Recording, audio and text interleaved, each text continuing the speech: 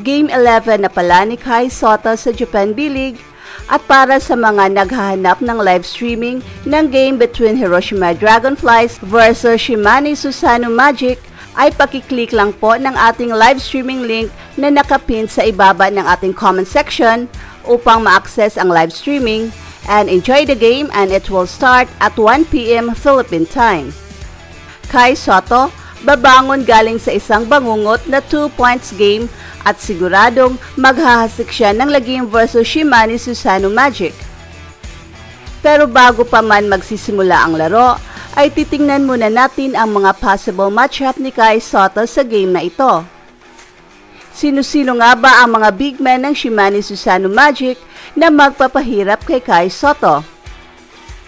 Well, 4 ang malalaking mama na babantayan natin sa Shimane Susano na posibleng magpapahirap sa buhay ni Kai Sotto.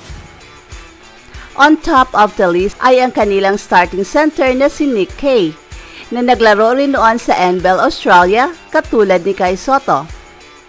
Isang 6'9" player na napaka-pisikal sa ilalim pero grabe ang shooting sa labas. Nandiyan rin si Perrin Buford, ang top player ng Shimane Susano, who averages 22 points per game on top of 10 rebounds and 8 assists. Kung titingnan mo ang kanyang mga averages, ay masasabi mo talagang si Perrin Buford ang timon ng Shimane. Dahil hindi lang siya sa scoring kumamada, maganda rin ang kanyang rebounding at passing. Isang all-around player na dapat tutukan ng depensa ng Hiroshima if they want to win today. Although hindi siguro sila magbabantayan ni Kai Sotto except sa mga switches at kapag makakalusot si Perrin Buford sa kanyang bantay, and for sure Kai Sotto will be there in the paint waiting para i-block ang kanyang mga atake.